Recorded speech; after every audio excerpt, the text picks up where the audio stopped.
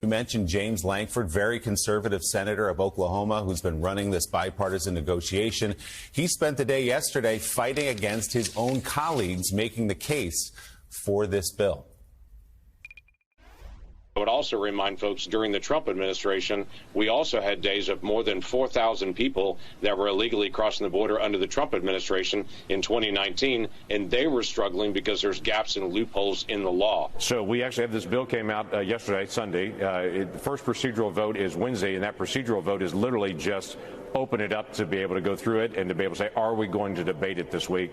That's what Senator Lee is actually talking about. It's interesting that he said he's already opposed to it. I have seen enough. This bill is even worse than we expected. It won't come close to any of the border catastrophe the president has created. As the lead Democrat negotiator proclaimed, under this legislation, the border never closes. If this bill reaches the House, it will be dead on arrival. Your thoughts?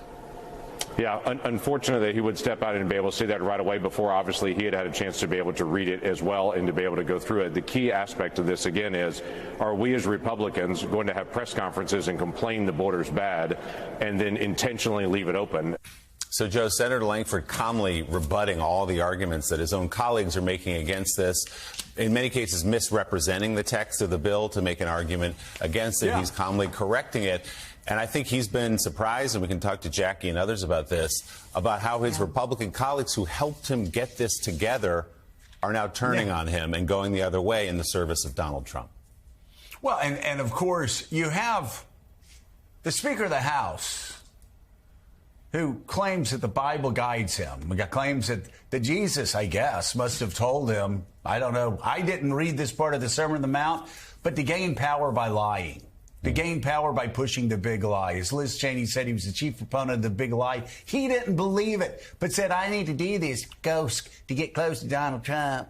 And so he's now going around lying on, I've seen enough. This bill is too liberal. Is that going to be I've seen enough. What is his voice? Okay. And so he's done that. And then Lankford goes, well, gee, would have been nice if he actually read the bill. It's 370 pages. If he would have actually read the bill before saying that. But again, I guess in his Bible, God, I've heard about the Jefferson Bible, but the Johnson Bible, holy Nikes. That must be some Bible that tells you to lie. It tells you to lie about elections, tells you to lie to get into power, tells you to lie and you admit that you're a liar, to get into power, to get close to Donald Trump. And now you're lying about a bill you haven't even read. Well, guess who has read the bill? Not that guy. Not that guy. Because Mar-a-Lago tells him to jump and he goes, ha ha. So that guy hasn't read the bill. The Wall Street Journal editorial page, as Willie said, they've read the bill, Mikey. They don't care if Mikey likes it or not. They've read the bill. And this is what they have to say, Gene Robinson. It's unbelievable. A border security bill worth passing. The Senate bill has reforms Trump never came close to getting. By any honest reckoning, this is, says the Wall Street Journal editorial page, by any honest reckoning. But that's something Mike Johnson wouldn't know anything about. By any honest is the word, Mikey. Look that up in your Bible that you've made up. By any honest reckoning. This is the most restrictive migrant legislation in decades. Previous immigration talks have involved trading security measures for legalizing more immigration. There is little of that in this bill. This is almost entirely a border security bill, and its provisions include longtime GOP priorities that the party restrictionists could never have passed only a few months ago. Are you listening, Mikey? Just because Donald tells you to jump doesn't mean that you have to put America's security at risk. Because as the Journal says, there are parts in this bill that, quote, party restrictionists could have never passed a few months ago. If Republicans reject this bill, the Wall Street Journal editorial page goes on to say, they will hand Democrats an argument that the GOP wants border chaos that they can exploit as a campaign issue. The chaos will continue for at least another year. The chaos will continue. Mike Johnson, to America, go to hell. Mike Johnson, to America, drop dead. Mike Johnson to Israel, drop dead. Mike Johnson to Ukraine, drop dead. Another year of fentanyl streaming across the border, another year of illegal immigrants streaming across the border, all because Donald Trump told Mike Johnson, the same Donald Trump who said he wanted a depression, he wanted Americans' retirements destroyed, he wanted their economy destroyed so he could get reelected. Donald Trump is now telling Mike Johnson, I want the border open for another year. What does that mean? This is not MSNBC primetime. This is not the New York Times editorial page. This is the voice of the conservative movement. And this is what the Wall Street Journal editorial page is saying. The chaos will continue for at least another year. Because of you, Mike Johnson, because of you, Donald Trump, the fentanyl will flood across the border for another year because of you. Because James Lankford has put together the most restrictive border security bill ever. Ever. The chaos will continue for at least another year. Republicans may think they can write a better law if Mr. Trump wins in November, but don't count on it. And Gene Robinson, as the Wall Street Journal editorial page says, the bastion of conservatism, as it says in its subhead, the Senate bill has reforms Trump never came close to passing. Mr. Build that wall. Ugh.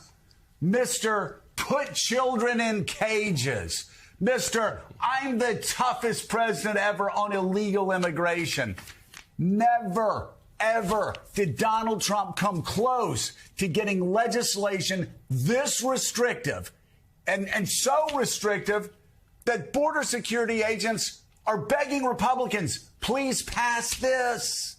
Make our lives better. Make our lives safer. Make our jobs safer. Please pass this. And Gene, they just won't. And guess what? Yeah. What a shock. Mike Johnson, the biggest promoter of the big lie in the House, Mike Johnson lying through his teeth about a bill he never even read.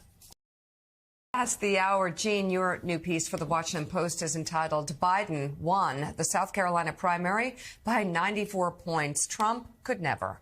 And you write in part, quote, Democrats in South Carolina, having helped catapult Biden to the nomination and the presidency in 2020, did their best to repeat the trick. He won a near unanimous 96% of the vote in what was, after all, a contested primary. Some national polls have shown anemic enthusiasm for Biden's reelection within his own party, but voters here apparently did not get the memo. Black voters cast roughly 3/4 of the early vote. According to the state Democratic Party, though, they make up only about half the state's Democratic electorate. There is no ironclad guarantee that Trump will win the primary in South Carolina at all, though polling has shown him well ahead. Nikki Haley can look at Saturday's turnout and hope that some Democrats stayed home so they can weaken Trump by voting for her in the GOP contest. When Republicans hold their South Carolina primary on February 24th, Trump might well defeat Haley in her home state. But to equal Biden's victory margin, he would have to win by 94 points. So who exactly is dominating his party's race for the nomination? And Gene, that was a question. Everybody freaked out after Iowa, and then you realize only 14% of Republicans in Iowa. Yeah. Only 14%, which is probably, I don't know, what is that, probably 5% of the vote in Iowa, came out and voted for Donald Trump. And the field was split, and everybody's freaking out like, Trump is this person that can't be beaten. He's winning with like 50%, 55% of the vote. Yeah. If, like you said, Biden 94%, I've always said if Obama were running in the Democratic primary, he'd get 98% of the vote. Really? I mean, look, I just think that if you get 96% of the vote and you beat your nearest competitor by 94 points, you ought to get some notice for that. And in fact, look, I was down in South Carolina. It was a low turnout primary. Most people thought there wasn't much suspense. Nonetheless, he got 96% of the vote. And if you looked into the numbers, you saw that all the stuff about, African Americans are going to abandon Biden for this reason or for that reason. African Americans were overrepresented in terms of the people who came out to vote. And they were very enthusiastic about Joe Biden, and they essentially were telling him, we got this, Mr. President. So it was, by any measure, as far as I could see, a very good day for Joe Biden, and I think that needs to be acknowledged. It was not a good day for Dean Phillips or Marianne Williamson, who finished with about 2% each. And again, they were running in South Carolina, and the question of whether Democrats, at least in that state, really want to look at an alternative to President Biden as a Democratic candidate has been answered. I mean, yes, it has. And again, Willie, the thing again, the number that we're just not looking at right now, and I know people are looking at polls and Democrats. There might be a lot of Democrats saying, I'm not going to vote for Biden. I don't know who I'm going to vote for, laying back. Those voters come home. We say it every 4 years. I'm going to say it again, especially if Donald Trump is the Republican. Those Democratic voters come home. And the question is, do all those Republican voters come home? Do the 1/3 of Republicans who say they will never vote for Donald Trump, do they come home to Donald Trump? The answer we saw in 2020 is no, not all of them, because a lot of them don't believe that Donald Trump's Republican Party is their home. They believe Ronald Reagan, George Bush, and Mitt Romney and John McCain's Republican Party is their home.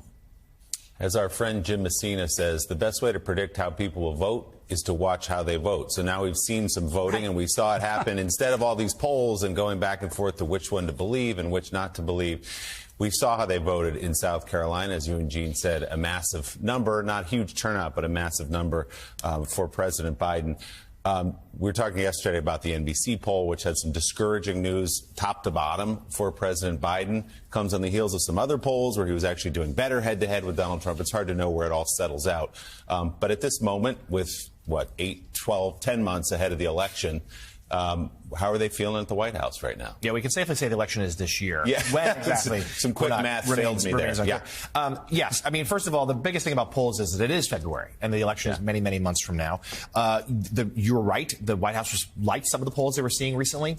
The one over the weekend, less so, you might imagine. And there are some real warning signs there, including among independents. But largely, the White House feels pretty good about where they are. They know the economy is going to be a major issue, as we're going to talk about in a moment. They're still not really getting credit for the improvements there.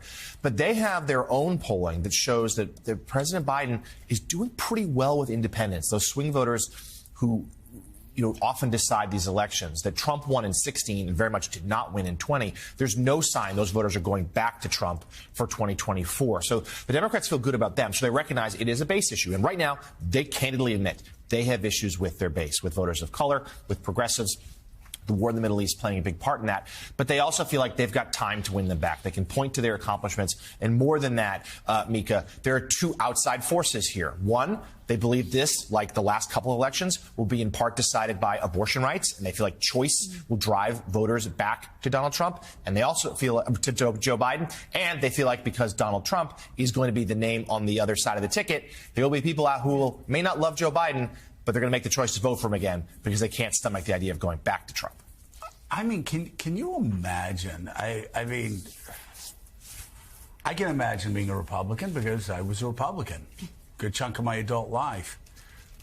But can you imagine being a Republican right now and knowing what you're headed for? That's what shocks me about what they're doing in the House. I'm gonna have to say it again. Donald Trump lost in 17, 18, 19, 20, 21, 22, and 23. Went out of his way to lose the United States Senate for Republicans. All Republicans know this. They all hate him for it. And yet they're following off the cliff again.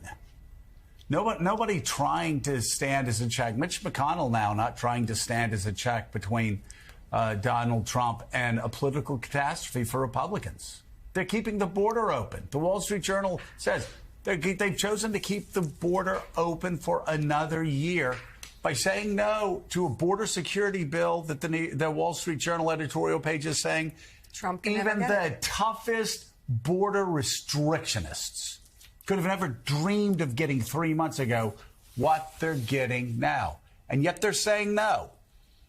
In the time of crisis, when the crisis is at the border is the worst that it's been, Republicans are at the gates and they're keeping them pulled open to keep the fentanyl flooding in, to keep the illegal immigrants flooding in.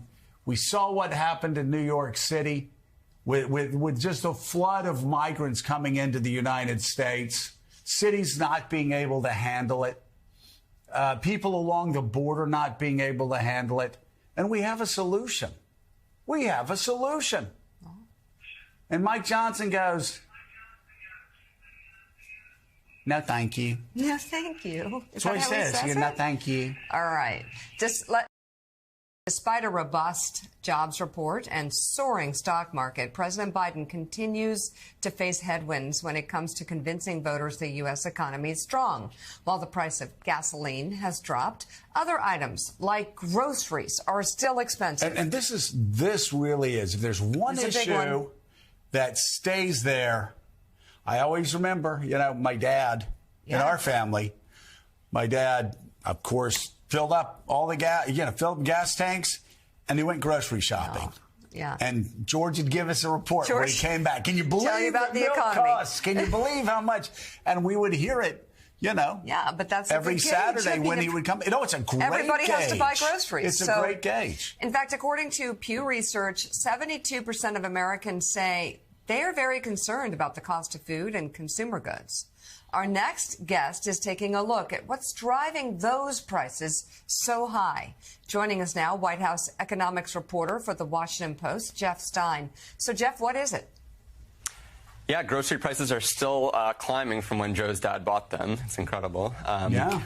We've seen inflation come down from 9% to 3%, huge progress, but a bunch of idiosyncratic factors, including floods in California and the hurricane in Florida and other international shocks, including the war in Ukraine, have meant that even though some consumer prices for things like used cars and gasoline have fallen, grocery prices remain really sticky. They rose by 12% 2 years ago, which was the highest number in over 4 decades. They rose by another 5% last year. And this is the number one way that people say that inflation is still hurting them, far more than housing, far more than gas.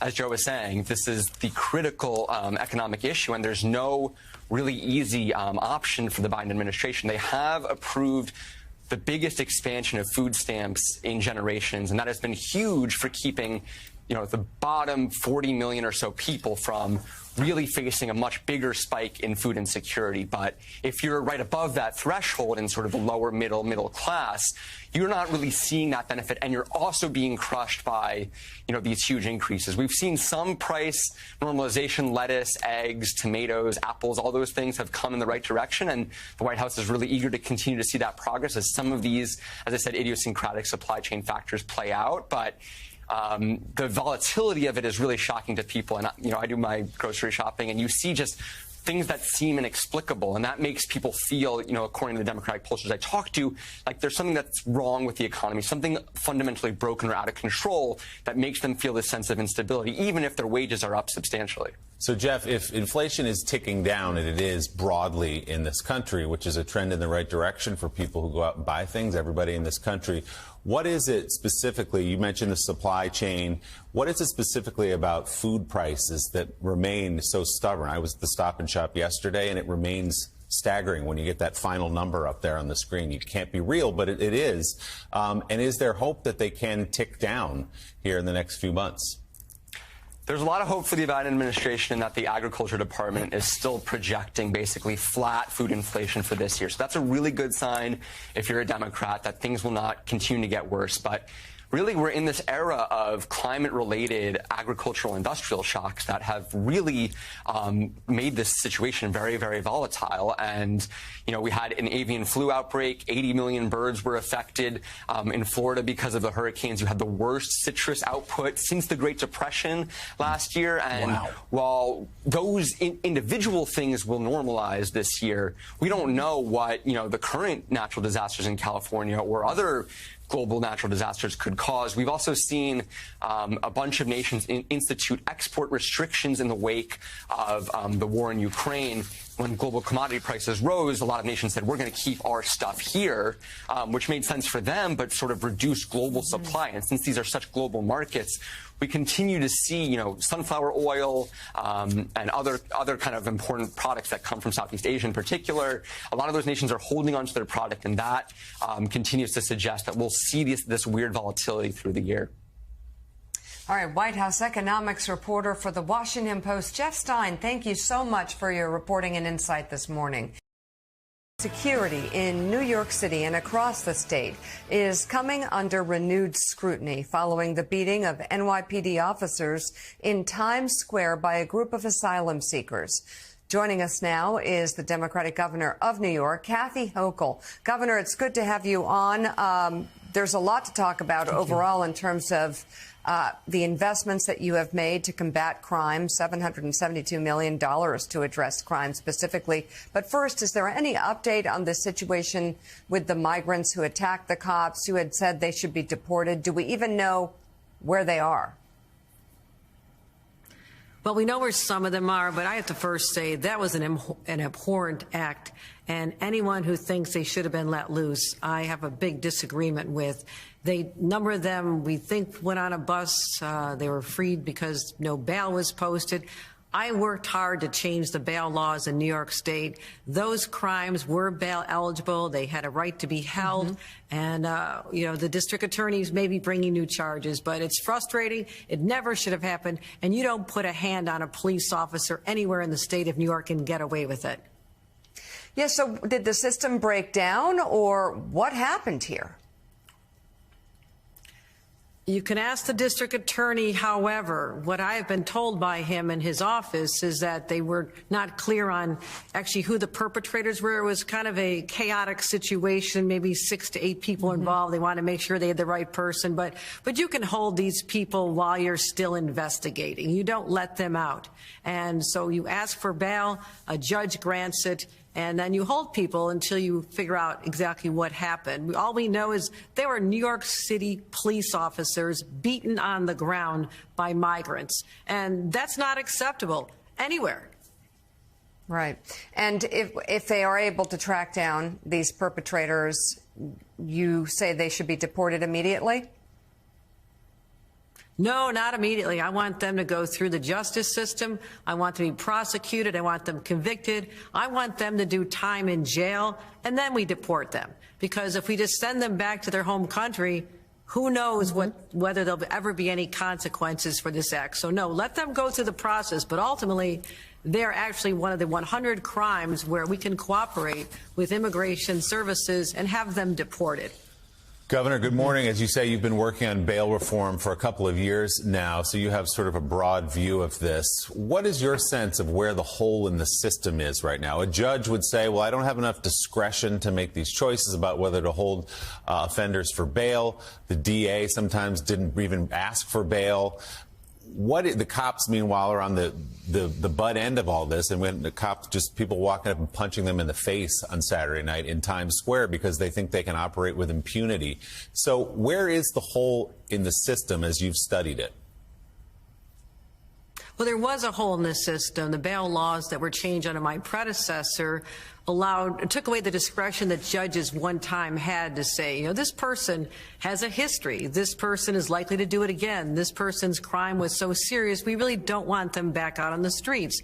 And that law was changed. I inherited that, and I spent the last 2 budgets literally holding up the budget 1 month late last year to get the changes, to give the judges back the discretion that had been taken away. So where the gap is now, we need more arrests.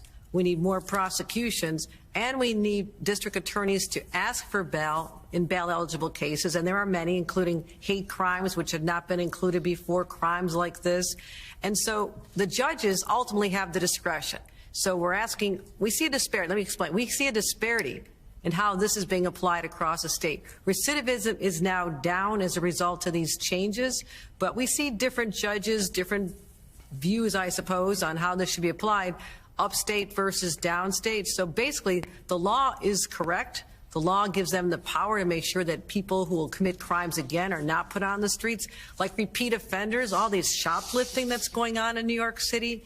I want judges to hold people and find out if there's been a history, a pattern here, and they should not be back out on the streets terrorizing neighborhoods or sweeping the shelves and making these poor businesses have to shut down and leaving a neighborhood without a pharmacy or a place to buy their diapers. It's just wrong, and we're coming at it hard. I'm putting more money for district attorneys. I'm going to sit down with the legislature again this session and figure out how we can toughen the laws. But bottom line is, we are not going to let chaos reign in New York. Violent crime is way, way down. That's the good news. But now we're going after retail theft and car thefts and some of the other property crimes. So, Governor, what is your message to New York City police officers across the state, but officers that we talk to here who are frankly demoralized when they arrest someone? Sometimes there's a fight involved and they bring them in. Sometimes they get assaulted themselves. And then they see them back down in the subway literally the next day and they arrest them again. Or the fact that they feel like criminals are operating with impunity because they feel like, hey, if I assault a cop, I'm going to have to go stand before a judge for a couple hours, but then I'm back out on the street. What do you say to the officers of the New York City Police Department? I tell them, don't give up. We are changing the whole culture in our city where we're taking our streets back. We are not allowing criminals to get away with impunity, and we support our law enforcement. We absolutely support them. We want them to have the resources to do their jobs, which is a huge part of the money that I'm putting in the budget. When you talk about $700 million, that's for district attorneys. That's for local law enforcement. I want to make sure they have the tools they need to keep our citizens safe and not be demoralized. We support our law enforcement. We want to make sure that they have what they need. And when a situation occurs that is so disgusting, what happened to those officers in Times Square, we stand up and say that was wrong. We will catch them, and I want them to sit in jail. So I want them to know we have their backs.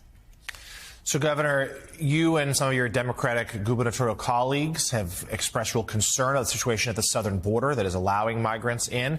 Many mayors, including the mayor of New York City, has done the same. We've been talking about all morning. It now seems like this bipartisan border deal in Washington is doomed to fail. It may not even get out of the Senate because Republicans have turned on it. What is your reaction to that? Well, I'm not surprised, but here's what the bottom line is I used to help start a flower shop with my mom. I used to work there with her. We had a sign that says, if you break it, you own it.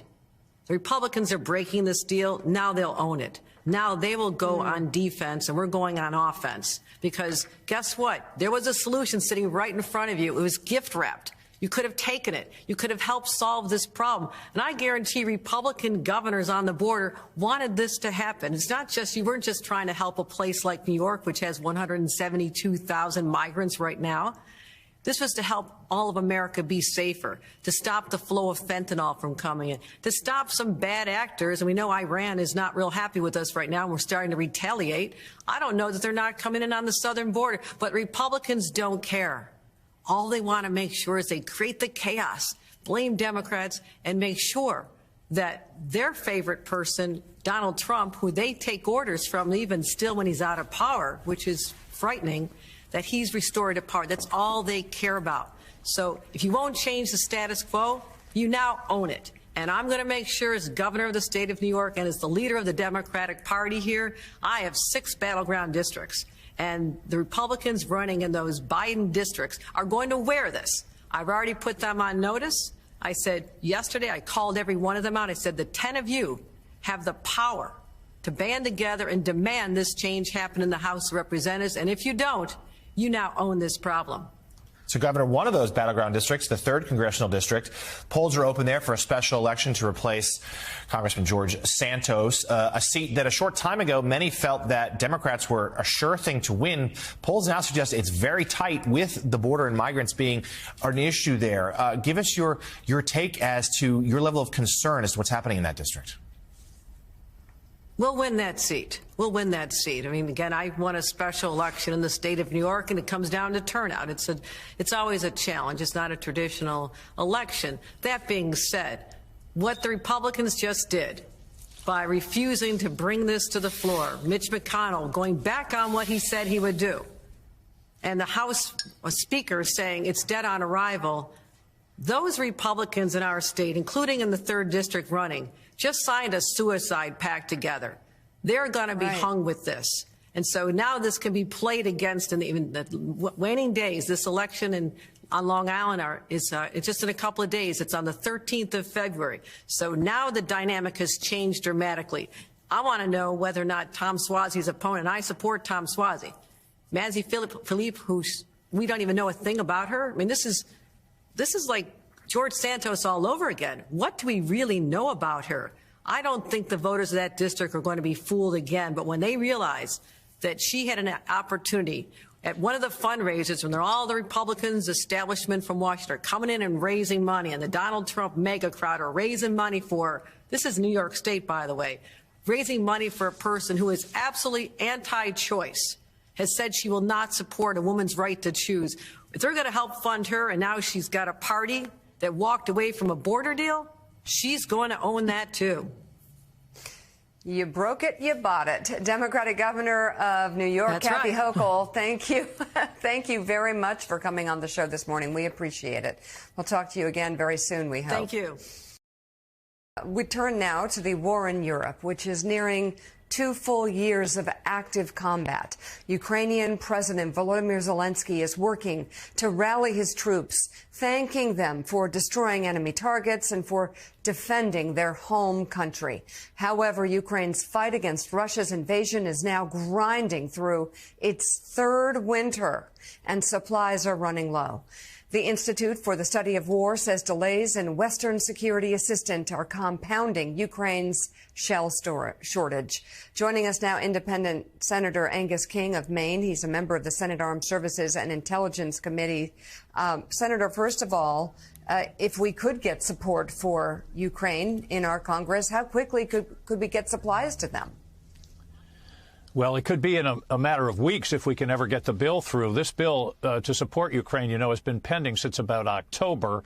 And the longer we fool around and don't get it done, it's a victory for Vladimir Putin. And it also is not only we're not only emboldening Putin here, we're emboldening Xi Jinping with regard to Taiwan, right. Kim Jong-un, undermining the confidence of our allies. Not getting this done would be a huge mistake for this country. So what do you make of the Republicans who are now changing their minds on this border bill that would, shore up the border, but also provide aid for Ukraine and Israel? There's so many investigations going on in House Republicans, impeachments going on, and yet every move they're making here, if you look at the logic of it, seems to help Vladimir Putin. And I'm just wondering, does it raise any questions in your minds what their intentions are right now? Well, let's talk about the border bill in a minute. But I said on the floor the other night, a vote against aid for Ukraine is a vote for Vladimir Putin, flat out. History is going to record that vote, that when the chips were down, you voted for Putin.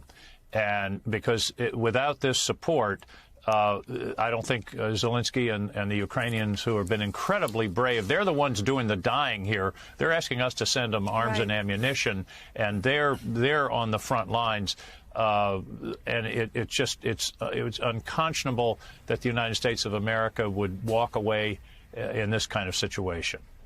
Senator, good morning. You make the case in your piece in Time titled "America Must Choose Honor in Ukraine" for our continued support of Ukraine in its war against Russia. I'm just wondering, for our audience, if you could elaborate a little bit, because I feel like it's been muddled over the last year or so. There was so much kind of across-the-board support for Ukraine in those earliest weeks and months of its fight against Russia, and people get distracted and it wanes a bit. Republicans now have come out and said, well, we've spent enough money, enough American treasure there. It's time to focus at home. What is the case for America's continued support for Ukraine? The case starts with Sudetenland, 1938, when Hitler could have been stopped relatively easily. The French and the British fooled around. They didn't support the people, and Hitler moved, and then they thought in Munich they could, well, we'll appease him, he'll stop. The result was 55 million people dead. The history of dictators is if you give them some land and they say that's all they want, they're going to keep going. Here's the best argument is the Finns and the Swedes wanting to join NATO. They never were interested in NATO for 70 years. In the last year, they applied for membership. Why? Because they know Russia. And they know that this war would not stop with Ukraine. The Baltics, Finland has a long border with Russia. They know what's in store for them, and that's why this is so important on the European set. Now, the other piece is, and I've examined generals and admirals and intelligence people on this, if we walk out of Ukraine, what kind of signal does that send to Xi Jinping in his calculus about Taiwan? He's going to say, well, the Americans aren't going to stick, so I don't even have to worry too much about that. And it basically opens the door to an invasion of Taiwan. The other piece that I think is so dangerous here is allies. America has allies. China has customers. Russia has North Korea and Iran, not much in the way of allies. We've got allies all over the world. This would destroy our credibility with our allies. Japan, South Korea would say, can we really count on America? Australia, European allies.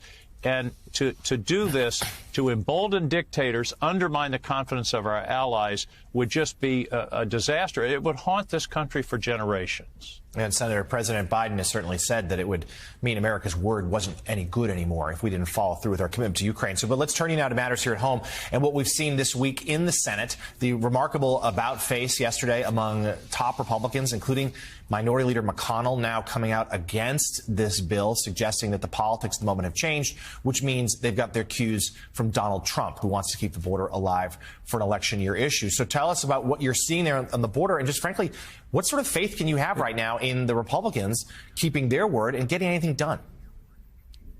Well, you got to remember how we got here. The Republicans insisted last fall, we're not going to talk about aid to Ukraine without border security. That was the argument. We're going to secure our own borders, and then we'll talk about Ukraine. So they appointed a negotiating committee led by James Lankford, who's one of the most capable, intelligent, and conservative members of the Republican caucus, who knows more about the border than anybody else, certainly on the Republican side. I would argue probably in the whole Senate. They negotiated the toughest border bill in 40 years that's been endorsed by the Border Patrol Union, which endorsed Donald Trump in 2020, the Wall Street Journal editorial board. They've had this this amazing, strong, very conservative border security bill, which is what they asked for. And in the last 2 or 3 days, they've said, well, never mind. And I woke up this morning sort of batting between disappointment and disbelief that they would require this and then say, oh, but it's not that important. And the people that are criticizing the bill, I'd venture to say very few of them have read it. And people talk about 370 pages. Listen, there's a 19-page summary section by section you can read in about 15 minutes. So the people that are criticizing it who haven't read it, they probably haven't even read the summary. And the question is, do they want to solve the border crisis or not? If they do, this is the best opportunity in years, and it may not come around again. And it looks like what's happening is, and this certainly is coming from Mr. Trump, is they want the issue, not the solution. So they want the chaos at the border in order to hammer Joe Biden, hammer the Democrats in the fall. But right now, I think the ball's in their court. They've got a great bill. Listen, the Border Patrol Union isn't going to support something that is weak or ineffective.